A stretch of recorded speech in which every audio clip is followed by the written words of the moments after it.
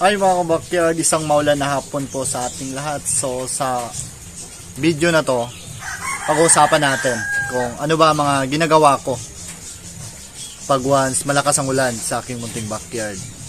So magbibigay ako sa inyo ngayon ng tips para safe ang inyong mga alagang breeders na manok at para makaiwas sa sakit ang inyong mga alagang sisiw at yung mga sinasalang nyo for breeding.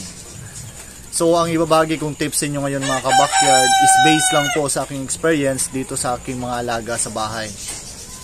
So unang-una, pag once malakas ang ulan, dapat i-check talaga natin ang kanilang breeding area pag once may mga isinasalang tayo na mga selkie for breeding. So bakit nga ba natin kailangan i-check ang kanilang breeding area? So dapat nating i-check mga ka-backyard para makita natin kung safe ba ang ating mga breeder na isinasalang. Kung hindi ba sila nabasa, maganda ba ang estado ng kanilang itlog, hindi ba nabasa ng ulan. Kasi pag once nabasa ng ulan mga ka-backyard ang area o yung iniitlogan ng ating breeder na selkie, so ang tendency po niyan is maaari pong mabugok ang kanilang itlog. So sayang sa panahon pag once nangyari yan dahil sa kapabayaan natin na kahit pag-check is hindi natin nagawa. Pangalawa, pag once may mga sisiw tayo, dapat tingnan natin ang kanilang kulungan. Baka natamaan sila ng ulan, maaari pa silang magkasipon o di kaya magkasakit.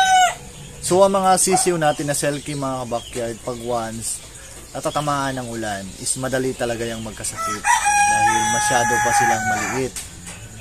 So ang ginagawa ko dito sa aking area, pag once umuulan sa hapon and then malakas ang init sa umaga, so ang ibinibigay ko sa kanila is nagbibigay ako ng Bitrasin Gold.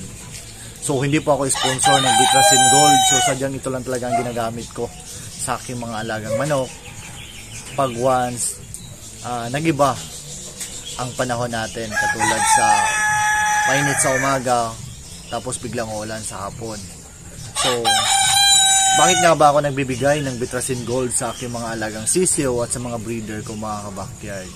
So nagbibigay ako ng ganyang vitamins para maiwasan natin ang ubo at sipon sa ating mga alagang manok.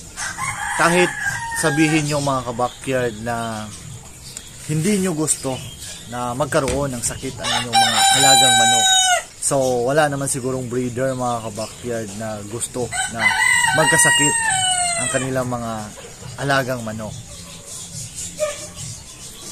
So kahit sabihin nyo na ayaw kong magkasakit ang aking alagang manok, so sadyang ganyan talaga ang realidad pag once nagpaiba-iba ang climate sa ating area. So hindi talaga natin maiwasan na magkaroon ng mga ganong senaryo na biglang umulan, biglang malakas ang init, at saka magkaroon ng sipon ng ating mga alagang manok na selkie. So ang dapat natin gawin dyan mga ka-backyard pag ganun ang pangyayari is dapat maglagay na tayo ng Bitrasin Gold sa ating patubigan sa mga alaga natin manok para maiwasan natin mga ka-backyard ang pagkakaroon ng sipon, ang pagkakaroon ng ubo ng ating mga alagang manok. So yan lang po ang tips, idea ko na may share sa inyo mga ka-backyard pag once malakas ang init sa umaga and then biglang umulan sa hapon, para makaiwas tayo sa ubo ng ating mga alagang manok na inalagaan sa ating munting backyard. So dito na magtatapos ang video ko mga ka-backyard.